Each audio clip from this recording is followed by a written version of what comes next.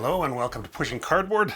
Today we're taking a look at an unboxing of Red Strike from Vuca Games. Red Strike, Air, Land and Naval Combat in Central Europe, 1989. This is a game by Yves Rattel. This is this is a huge box. You can't see from that angle, but this is, I mean, look at how fat that is. I think this is actually bigger than the old SBI laundry detergent boxes or whatever they used to call them. It's big, it's fat, it's heavy. This is going to be a game on the Cold War gone hot, which was still a pretty popular topic for gaming. They rate this as 8 complexity and 8 solitaire suitability, and I don't think they give a time. Well, that's probably because I think this game there's a lot of different scenarios in here. I think so. I think the gameplay, the time to play is going to be based on which scenario you choose. Anyway, a very like I said, a giant box, great looking box. But let's dive right in and see what's inside there that's making this this thing so incredibly heavy.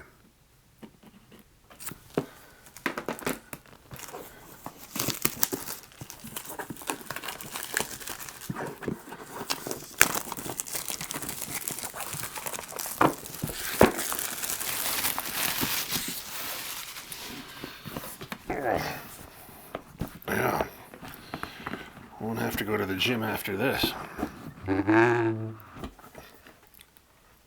Okay. Got a couple of 10-siders. This is the first book up here is a scenario book. This semi-gloss paper. This, yeah, Vuca makes gorgeous rule books and scenario books, full color, laid out really nicely. Like here we have what they're calling exercise scenarios, 2 to a page. Everything looks like really clear. Good use of boxes and color.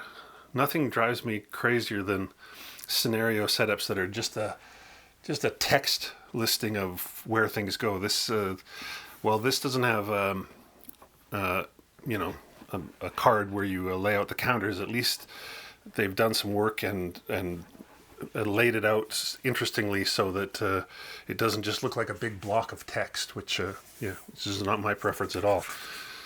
So there was 10 exercise scenarios. Now we're getting some bigger ones, some, what do they call these? Battle scenarios.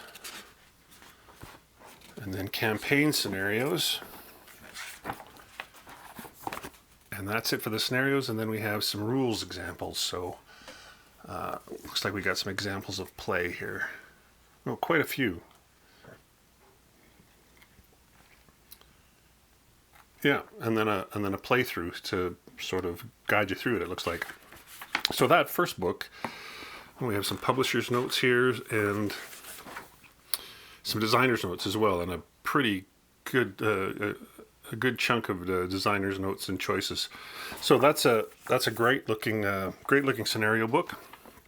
Here's the rule book. I'm sure it's going to be similarly on this. It's kind of glossy paper, but not quite. So it's not so bad. Not a ton of glare here. Plenty of white space. Full color. Two columns for page for pages that are just all rules. If you've played other Vuca games, this is like their house style for sure, which is pretty easy on the eyes as far as I'm concerned. This is a hefty rule book though. Look at this. We're 30 pages in. 42 pages in. So, you know, it's it starts at scenarios at the back, but I'm sure some of these are optional rules at the back. Yeah, optional rules. There we go. But we've got 48 pages of rules before we get to the glossary and whatnot. So a chunky rule book. This is they do rate it an 8 complexity, so no surprise that the rule book's a bit hefty. This looks like a player aid, but it's a player aid. It's like a booklet of a player aid. So instead of just a card, it's like a 12-page booklet. I don't know if it's a player aid or just a resource. But there's, oh no, it is a player aid because that's terrain effects. They're two of the same. Terrain effects there. Ground combat ratio table, ground combat table. So yeah, this is, so 2 full player aids. We have some cards. Let's have a look at, might as well have a look at them.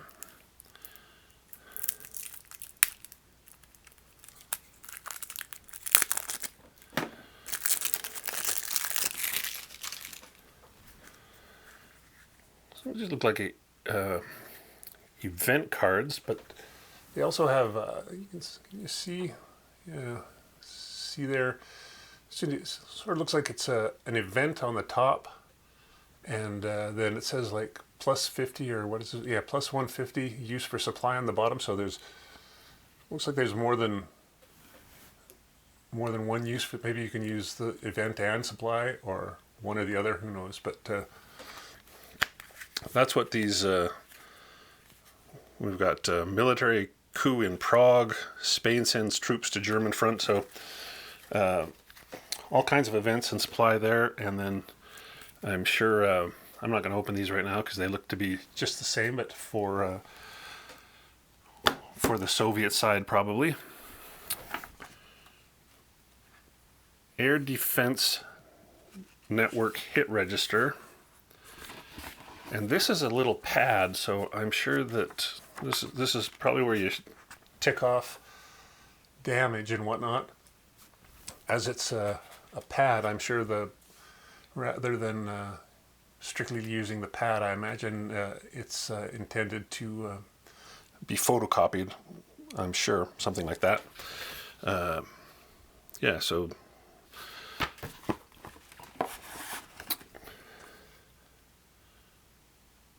track sheet.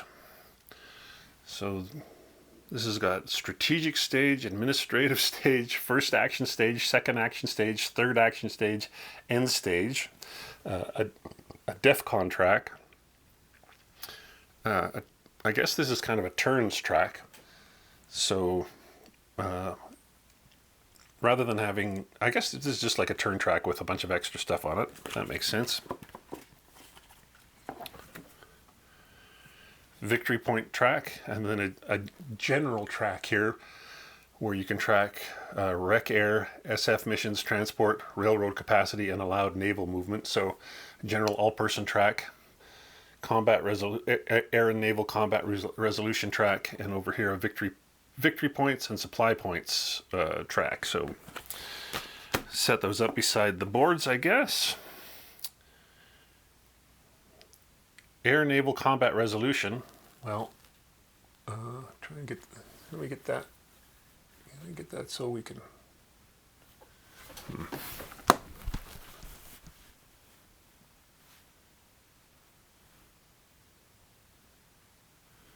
Hard to get that to focus on. It's so slender. I have no idea what this is. It must be something to do with air naval combat resolution, obviously, but. There you go. It's not just, it's mounted, which is kind of unusual, it feels like. Here's a map, and this map, though it's a paper map, it feels sort of linen-y, for lack of a better word. So it looks like we have there's Warsaw, Western France, Yugoslavia, Romania, western edge of Russia, Finland, Norway, and Sweden.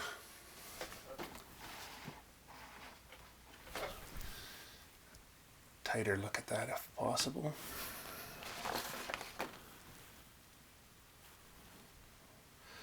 So the map, it is hexes, but because of all these big lines, it takes you a minute to kind of focus on where the hexes are. But a fairly clean, easy to read map. There's United Kingdom. Like I said, the paper's got an interesting feel to it. It's slightly heavy, slightly a linen finish almost. Hard to describe.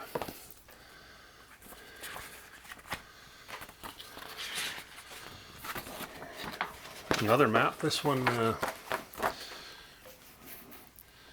has all the tracks right on it because the map itself is so small. This is just like I don't know, this is a 18 inches by 18 inches. You can almost fit all of this in without zooming in. Here comes a Fulda Gap map. This will be sort of an area lots of Cold War gone hot warriors have. Oh, I better look at those other two. This is a double-sided.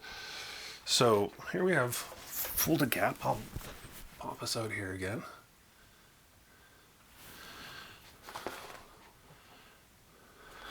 Koblenz, Nuremberg, Dresden, Magdeburg.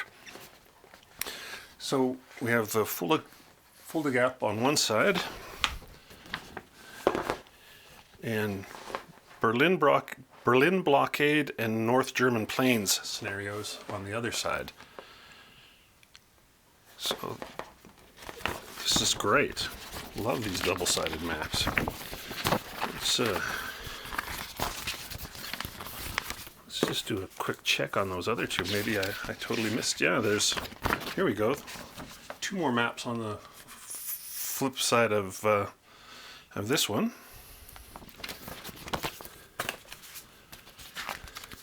Nothing on the back side of this one. This is going to be a bigger map, so we'll stay zoomed out for this. Actually, this looks like it's going to be a two-parter. This is going to be the top half of the map. Like here's Copenhagen up here. There's Kiel. So, yeah, I think these last two are going to be, and they're not double-sided, and this is going to be the bottom of that map. So these are probably maps for the big campaign game. That totally makes sense. So here we have Berlin way over here, Paris way over here.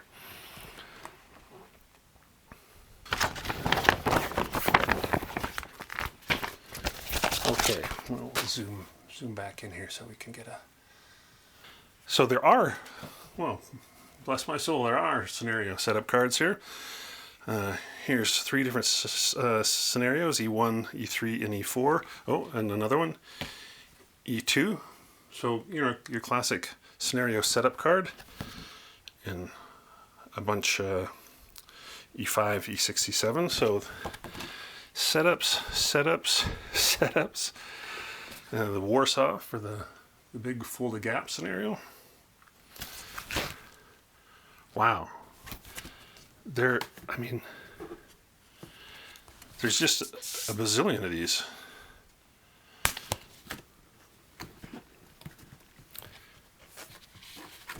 Yeah, that's all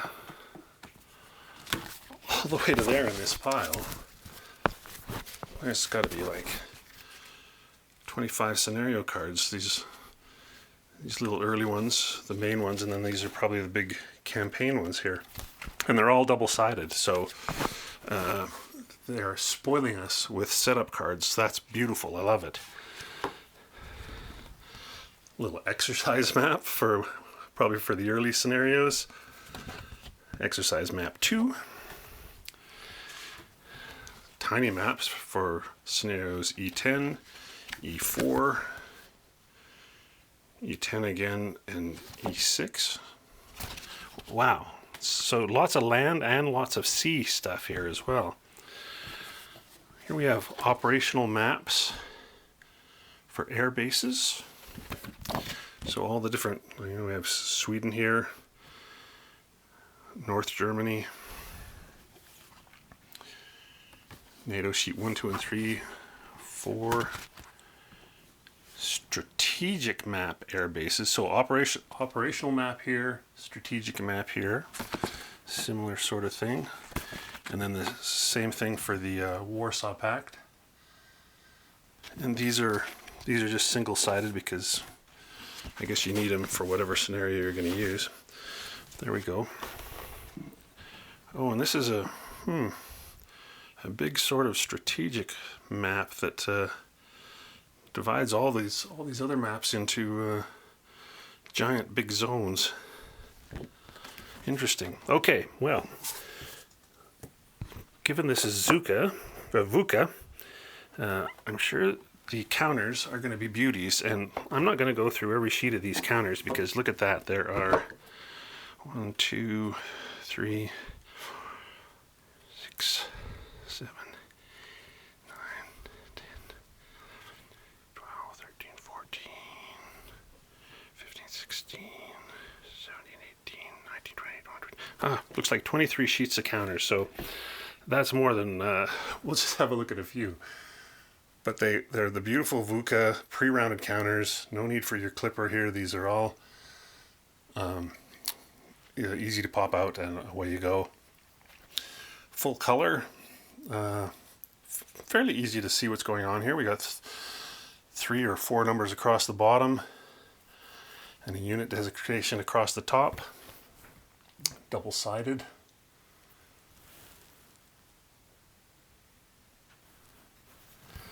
Might as well look at a couple others here.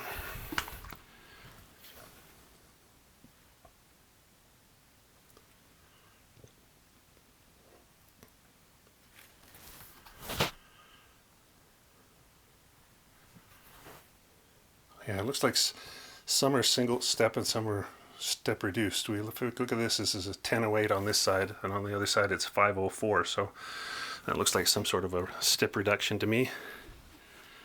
Oh, here's some air units. That.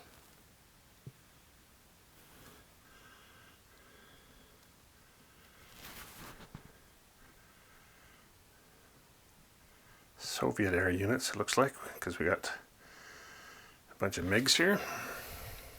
Yeah, red stars. Should have been my first clue.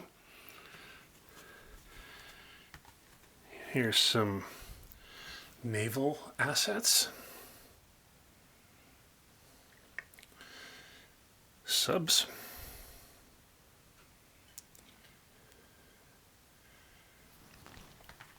Markers.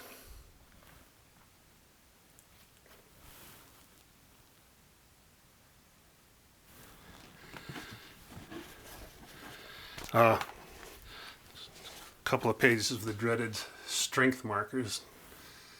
It's I'm always a bit sad to see that in a game because I never like having to place these strength markers, but sometimes that's the only way to get the damage